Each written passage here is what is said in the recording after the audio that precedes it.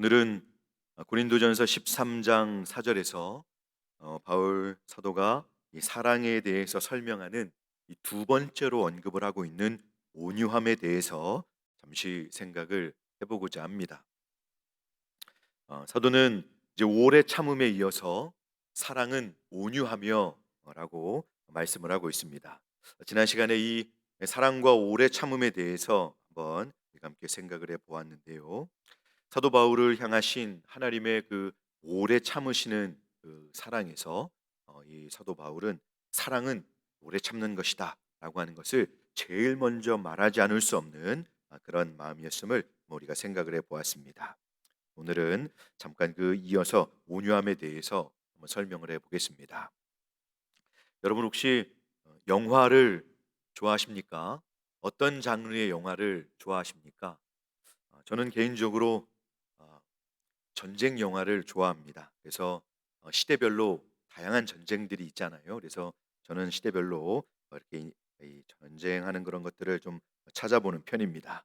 2000년에 글래디에이터라고 하는 영화가 나왔습니다. 검투사에 관한 영화입니다. 로마 시대에 검투사들이 나오는 그런 영화인데요. 근데 그 영화는 우리 신대원 교수님 중에 한 분이 그 예수님 당시의 로마의 모습을 잘 고증을 했다라고 한번 이렇게 언급을 하셨던 작품입니다. 근데 그 영화의 주인공을 보면 그 로마의 대장군입니다. 지금으로 말하면 아주 그 높은 그 위치에 있는 장군인데요. 이 당시의 로마 전투가 얼마나 맹렬했는지를 잘 묘사를 하고 있습니다. 저는 그 영화가 너무 재밌고 그 스토리도 너무 재밌고 해서 그 영화에 푹 빠져 있었습니다. 근데 그 영화의 배경을 보면 실제로 역사적으로 실존했던 인물들을 배경으로 하고 있었습니다. 근데 그 대장군이 목숨을 바쳐서 충성한 그 로마의 황제가 있었는데요. 근데 초반에 등장하자마자 곧 죽음을 맞게 됩니다. 그래서 그 대장군이 이제 영화를 이끌고 가게 되는데 사실 그 황제가 그 영화에 실제로 등장했던 그 황제가 어, 기독교를 제일 강력하게 핍박했던 황제 중에 한 명이었습니다. 그 사람이 바로 그 아우렐리우스라고 하는 황제인데요. 제가 이제 나중에 역사를 이것이 기독교 역사하고 어떻게 연결이 되는지를 알고 나서 그 영화를 멋모르고 그 영화에 열광했던 것이 얼마나 죄송하고 또 부끄러운지 한참 동안 많이 괴로웠습니다. 그렇게 로마의 황제는 이 바울 사도가 사실은 로마인이잖아요. 당시의 이 로마의 황제는 다른 나라들을 정복을 하고 거기에 군대를 주둔시켜서 로마의 속국으로 관리를 했습니다. 그러면 다른 주변 국가들이 이제 로마의 지배를 받는 그 나라들을 이제 공격할 수가 없는 겁니다. 쉽게 싸움을 할 수가 없었습니다. 왜냐하면 로마를 상대해야 됐기 때문이죠. 그래서 로마의 지배를 받으며 보호를 받고 있는 상황이었습니다. 그러니까 이제 로마 황제는 이렇게 자기가 평화를 누리게 해주니까 너희들에게 이제 그 누가 너희들에게 평화를 준 적이 있느냐? 우리가 이제 너희를 지키면서 너희에게 평화를 주니 너희들의 진정한 평화를 주는 구원자는 바로 나다라고 하면서 자신을 구원의 주로 구원주로 호칭을 했습니다. 그 헬라어가 바로 소테르라고 하는 단어인데요. 자신이 구원자 곧 구주라는 의미로 자신을 이제는 신처럼 그렇게 믿도록 했습니다. 근데 여러분 우리 기독교를 믿는 사람들은 진정한 구주, 진정한 구원자가 누구인지를 알고 있습니다. 우리가 여러분 복음서에 잘 알고 있죠? 다윗의 동네에 구주가 나셨으니 다윗의 동네에 너희를 위하여 구주가 나셨으니 곧 그리스도 주시니라. 아멘. 우리의 진정한 구주는 진정한 우리의 구원의 주님 그 소테르는 바로 예수 그리스도이신 것이죠. 진정한 안정, 진정한 구원, 하나님 안에서의 샬롬을 주시는 분은 로마 황제가 아니라 진정 죽음으로부터 영원한 하나님의 진노로부터 구원을 주시는 예수 그리스도이신 것입니다. 사도 바울은 당시 황제 숭배로 강력하게 기독교를 탄압하던 그 상황 속에서 진정한 구원의 주님의 차이를 알고 있었습니다. 로마 황제가 자신을 구주로 말할 때의 그 구주와 예수 그리스도의 구주 되심이 무엇인지를 알고 있었던 것입니다. 로마의 강력한 군사력으로 대표되는 그 힘은 환경과 사람들의 이 육체, 사람들의 그 삶을 정복합니다. 그런데 우리의 주님께서는 참된 평화, 그 내면에 참된 생명과 평안을, 곧 영적인 샬롬을 주시는 분이신 것이죠. 그래서 사도 바울은 로마 사람으로서 당시에 이것을 분명하게 알고 있었습니다. 그래서 이 사도가 말하려고 하는 온유함은 바로 예수님으로 인한 참된 샬롬이 그 예수님을 믿는 성도 안에 있어서 어떤 상황 속에서도 흔들리지 않는, 강력한 가시와 날카로운 공격도 모두 다 받아낼 수 있는 그 온유함을 이루어 내는 것이 바로 오늘 사도가 말하려고 하는 것입니다. 여러분, 김남준 목사님이라는 분이 계신데요, 그분이 이렇게 말씀을 했습니다. 참으면 병 된다는 말이 있습니다. 그러나 신앙의 세계에서는 오래 참음이 한을 남기지 않습니다. 왜냐하면 온유한 사람의 오래 참음이기 때문입니다. 오래 참음이 예수 그리스도의 십자가의 고난을 보고 감화를 받아서 예수 그리스도께서 참으신 것을 내가 본받겠다고 하는, 밖에서 안으로 들어오는 작용이라고 한다면, 온유는 하나님과의 친밀한 교제로부터 말미암는 놀라운 만족이 성도 안에서 밖으로 흘러나오는 작용입니다 라고 설명을 하셨습니다. 저는 이 설명을 보고 깜짝 놀랐습니다. 여러분, 너무 놀랍습니다. 온유함은 우리 안에 있는 하나님의 샬롬, 하나님께서 주시는 참된 그 생명과 평안과 그 은혜가 우리 안에 이렇게 담겨 있다가 그것이 흘러나가는 것입니다. 예수님은 팔복 중에 온유함을 언급하셨습니다. 마태복음 5장 5절에서 온유한 자는 복이 있나니 땅을 기업으로 받을 것이며 라고 하셨고요. 또 구약 성경에 보면 시편 37편 11절에서는 그러나 온유한 자들은 땅을 차지하며 풍성한 화평으로 즐거워하리로다 라고 말씀하고 있습니다. 이 시편 37편 11절 그 앞부분에 보면 7절에서 여러분 이렇게 말씀을 하고 있습니다. 여호와 앞에 잠잠하고 참고 기다리라. 여호와 앞에 잠잠하고 참고 기다리라. 자기 길이 형통하며 악한 꾀를 이루는 자 때문에 불평하지 말지어다. 오늘 시편 기자가 말씀하고 있는 이 상황은 여러분 진실한 믿음의 삶을 사는 성도들이 괴로워할 만큼 악인들이 형통하고 악인들이 잘 되는 그런 고통스러운 상황 속에서 성도에게, 하나님을 이 믿음으로 바라보는 성도에게 지금 이렇게 말하고 있는 것입니다. 여호와 앞에 잠잠하고 참고 기다리라. 자기 길이 형통하며 악한 꾀를 이루는 자 때문에 불평하지 마라. 이렇게 말씀합니다. 참고 기다리라. 그러면 온유한 자들은 땅을 차지하고 풍성한 화평으로 즐거워하리로다 라고 말씀하고 있는 것입니다. 여러분 공통점이 있죠? 사도 바울의 말씀과 시편 기자의 말씀이 공통점이 있습니다. 참음과 온유함을 함께 기록하고 있는 것이죠. 바울 사도가 사랑을 설명하면서 그 고유한 특징이 바로 오래 참음과 온유함이라고 설명을 하는데, 시편에서도 동일하게 말씀하고 있는 그 문맥 속에서 이렇게 여러분 이 참음과 또 온유함을 연결해서 말씀하고 있습니다. 자, 그러면 우리는 여기서 뭔가 온유함에 대한 이 어떤 이 해석의 실마리를 여기서 찾아볼 수 있을 것 같은데요. 여러분 그럼 온유함은 무슨 뜻입니까? 그 의미가 뭔지 아시죠? 네이버에서 말하기는 성격, 태도 따위가 온화하고 부드럽다라는 말입니다. 여러분 성경이 말하는 온유함은 그럼 뭘까요? 어떻게 우리가 이것을 소유하게 될까요? 이 온유함은 시편 37편 11절에서와 같이 풍성한 화평으로 즐거워하는 것, 곧 참된 샬롬의 근원이신 하나님과 화목이 있을 때 성도는 온유하게 되는 것입니다. 다시 말해서 온유함은 하나님을 사랑하고 또 하나님께 온전히 자신의 모든 것을 맡기며 의지할 때 이루어지는 것입니다.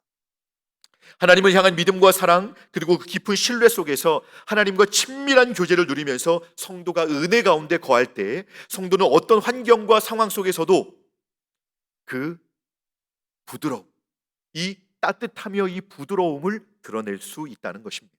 우리에게 돈과 실력이 있고 탁월한 힘과 능력이 있어도 하나님 주신 이 평안이 없다면 우리는 온유함을 드러낼 수 없습니다. 여러분 돈 많은 사람들이 더 불안해하는 거 아시죠? 그런데 가진 것도 별로 없고 상황과 환경이 매우 열악해서 고난 중에 있어도 만약에 하나님이 주신 평안이 그 사람의 내면에 있다면 그는 언제든지 이 모든 상황을 기꺼이 끌어안을 수 있는 부드러움을 가질 수 있다는 것입니다. 여러분, 이것은 단순히 화를 내지 않는 것을 말하는 게 아닙니다. 보면 예수님은 성전을 정화하실 때 여러분 어떻게 하셨나요? 노끈을 만들어서 노하시기도 하셨습니다. 하지만 어떤 상황에서도 온유함을 잃으신 적이 없으십니다. 예수님께서 항상 하나님을 사랑하시고 또 하나님의 뜻이 주님께 항상 유일한 목적이 되셨기 때문에 예수님은 항상 주님과 함께 계셨습니다. 그러면서 그 주님을 향한 깊은 사랑 속에서 먼저 하나님, 먼저 하나님의 뜻, 먼저 하나님의 영광이 우리 주님께 항상 최우선이었습니다. 곧 하나님을 깊이 사랑하면서 신뢰하였던 그 상태 속에서 이 온유함을 드러내실 수 있으셨던 것입니다. 그럼 저와 여러분들의 인격과 삶 속에서는 이 온유함으로 인한 사랑이 어떻게 드러나고 있습니까? 우리의 믿음의 삶 속에서 날마다 사랑하는 하나님과 친밀한 관계 속에 거하시면서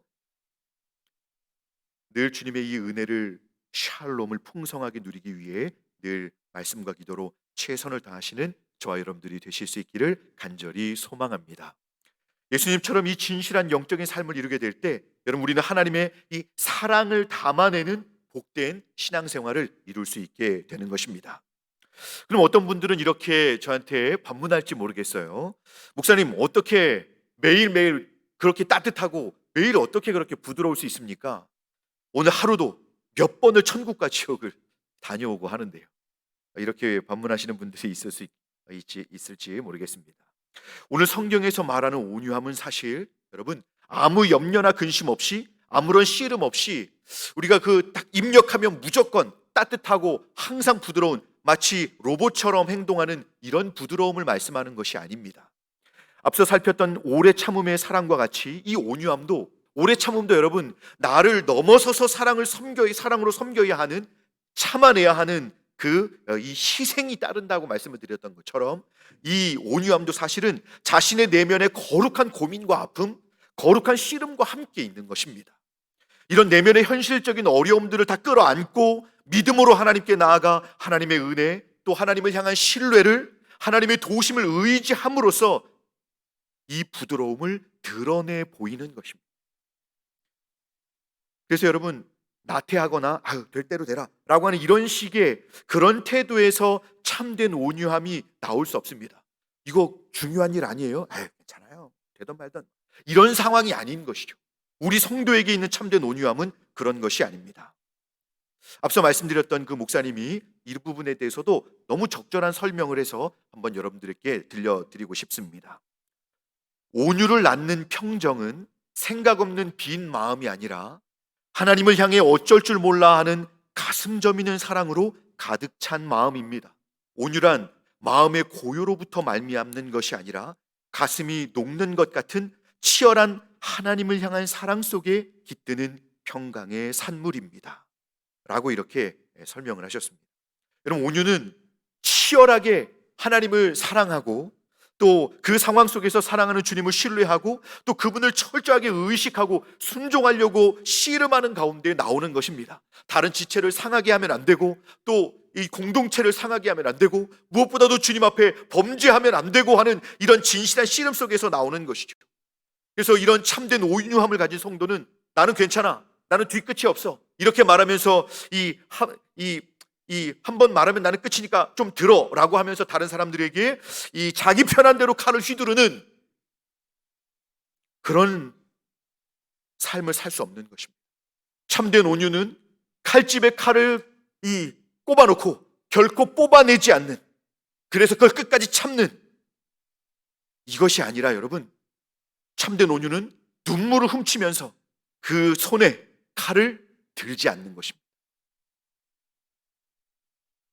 그럼 어떤 분은 또 이렇게 반문하실지 모르겠습니다. 그럼 목사님, 온유한 성도들은 아무 말도 못하고 그냥 꾹 참고만 살아야 되는 거죠? 라고 물어보시는 분들이 있으실지 모르겠습니다. 여러분, 그렇지는 않습니다. 우리가 온유함을 말할 때 이 피해갈 수 없는 중요한 인물이 성경에 나오는데요, 바로 모세입니다. 한번 모세를 여러분들에게 잠깐 한번 소개하고 싶은데요, 민수기 12장에 보면 미리암과 아론이 이 모세가 이제 결혼을 하는 것으로 비난하는 장면이 나옵니다. 모세가 구스 여인을 이제 아내로 맞는 것을 비난하는 장면이 나오는데요. 그 상황에서 3절에 이 사람 모세는 온유함이 지면의 모든 사람보다 승하더라라고 말씀하고 있습니다. 자신을 향해서 비난하는 그 모세의 반응은 온유함으로 대하고 있는 것입니다. 근데 모세는 여러분 어떤 분인지 알고 계시죠? 참 이스라엘 역사에 큰 일을 행했던 사람입니다. 하나님의 사람 모세는 출애굽기 32장에서 보면 금송아지를 만들고 그것을 섬기고 있던 백성들을 이제 십계명을 가지고 왔을 때 그들을 보고 여러분 굉장히 노하면서 그들을 칼로 도륙하게 했던 사람입니다. 이런 모세가 자신을 비난하던 이들을 향해서 온유함을 드러낼 수 있었던 것은 이 결혼이 잘못된 것이기 때문에 한 말도 못한 것일까요? 그렇지 않습니다. 사실은 말할 필요가 없었기 때문입니다. 모세는 하나님의 시각에서 구스 여인, 피부가 검은 여인이지만 이 여인도 하나님의 백성이었고 하나님께서도 이 결혼을 반대하지 않으실 거라는 그런 믿음 안에서의 확신이 있었습니다. 그래서 그 어떤 이런 상황 속에서도 온유함으로 일관하며 그는 이렇게 그들에게 이 답변할 필요가 없어서 더 이상 그들을 향해 칼을 들지 않았던 것입니다. 그러면서도 이 모세는 시간이 되었을 때 하나님의 말씀을 전해야 할 때에는 참으로 사랑의 마음을 담아서 마치 하나님이 말씀하시는 것 같이 마땅히 해야 될 말씀들을 정중하고도 겸손하게 그는 선포했던 사람입니다. 이 온유함을 가지고 있는 하나님의 사람은 어떻게 보면 하나님을 보여주는 사람이라고 할 수 있는 것입니다. 혹은 온유한 사람은 이 부드럽기 때문에 우유부단하고 하다라고도 생각할 수 있는데요. 오해할 수 있는데요. 참으로 온유한 신자는 그 부드러움 안에 실제로 여러분 우리가 이 고수는 막 소리를 내고 크게 막 이렇게 뭐 화려하게 뭘 보여주고 그렇지 않습니다. 이 부드러운 몇 동작만으로도 상대를 제압해 버릴 수 있는 사람이 고수 아닙니까? 여러분 참으로 온유한 신자는 하나님을 믿고 사랑하기에 무엇을 행할지 분명한 결단을 가지고 있고 또 결단한 대로 온전히 순종하고 실천해내는 그런 믿음의 삶을 사는 사람입니다. 그런 자신에게 있어서는 하나님 편에서 하나님께서 이루실 것을 바라보고 하나님을 신뢰하고 의지하면서 이 사람은 항상 자신에게 주어진 삶을 하나님 앞에서 참 진실하게 또 결단력 있게 단호함을 가지고 그렇게 행하는 사람이지만 다른 사람들을 대할 때는 하나님의 그 사랑 안에서 참으로 이 부드러움으로 대하게 된다는 것입니다. 자, 사도 바울이 이 여러 문제가 있었던 고린도 교회를 향해서 이 사랑을 말씀하면서 먼저는 오래 참음을 말씀하고 있고 두 번째로는 이 온유함을 말씀하고 있습니다. 세상은 힘의 논리, 무엇인가 강함으로 군림하려고 하는 힘의 질서 속에서 살고 있는데요. 이제 시간이 지나면서 교회까지도 그런 힘의 원리와 질서가 이제 영향을 미치면서 이제는 우리가 믿음 안에서 주님과의 이 깊은 교제 속에 주님의 샬롬 안에 거하지 않을 때는 교회 안에 있는 성도들도 어느샌가 자신이 성도이고 자신이 주님을 닮아 참 온유함으로 우리가 이 은사를 온전하게 해서 이 은사를 온전히 성취해야 함으로 이 사랑의 원리 안에서 은사를 온전히 사용해서 주님의 몸된 교회를 아름답게 세워야 한다는 것을 망각하게 됩니다. 그러니 너무 날카롭고 예민하고 차갑고 강하려고 합니다. 여러분 이것은 교회가 세상의 원리를 따라가려고 하는 것입니다. 하지만 하나님께서 원하시는 참된 교회와 우리 성도들의 삶에서의 이 질서는 이 모든 은사를 움직이는 원리는 사랑임을 믿으시기 바랍니다. 십자가 위에서 자신을 온전히 내어주시는 그 사랑의 원리임을 여러분 기억하시기 바랍니다. 그래서 하나님께서는 저희로 하여금 온유함으로 사랑을 성취하라고 저희를 오늘 이 자리에 하나님의 백성들로 불러주신 것입니다. 지금은 온유한 그리스도인들이 필요합니다. 세상 사람들은 죄악된 본성으로 인해서 늘 이 가시가 가득하고 날카로워서 스치기만 해도 마음 깊이 베입니다. 그 상함을 가지고 늘 살아갑니다. 하지만 참된 그리스도인을 만나면 이 그들 안에 있는 부드러움 속에서 밀려오는 강력한 그 사랑의 힘에 거칠고 사나웠던 모든 것들이 치유되고 녹아버리게 됩니다. 참된 온유함은 실로 부드럽지만 그 안에는 정말 이 착함과 온전한 사랑이 충만해서 사랑의 힘으로 땅을 정복하는 것입니다. 이 부르심으로 우리는 오늘 이 자리에 와 있는 것입니다. 말씀을 맺겠습니다. 이제는 저희 모두가 하나님께 더욱 밀착해서 우리가 다음에 이제 불러야 될 찬송인데요. 주 사귀어 살면 주 닮으리니 널 보는 이마다 주 생각하리. 이 찬송의 가사와 같이 주님과 더욱 친밀한 교제 속에서 지내시면서 주님과 더욱 깊이 만나시면서 주님을 만나고 온 사람처럼 주님께 묻어있던 그 주님과 함께 있을 때 묻어온 그 주님의 향기가 나고 또 주님의 모습을 닮아가시는 저와 여러분들이 되시기를 바랍니다. 그래서 저와 여러분들을 보는 사람들마다 주님의 참된 온유함을 경험하게 되기를 간절히 소원합니다. 그리고 이제는 내버려 두면 계속 상처받고 또 상하고 또 상하고 또 외롭고 또 고립되고 고립되는 영혼들을 이제 우리 모두가 예수님의 마음으로 끌어안고 이 온유함으로 사랑해 주어야 합니다. 이제부터 가깝게는 가정 안에서 또 우리 교회 안에서 이제 여러분들이 온유한 그리스도인들이 되셔서 주님의 이 참된 온유함의 사랑으로 그 영혼들을 잘 섬기셔서 주님의 생명의 역사를 이루실 수 있기를 주님의 이름으로 축복합니다. 기도하겠습니다.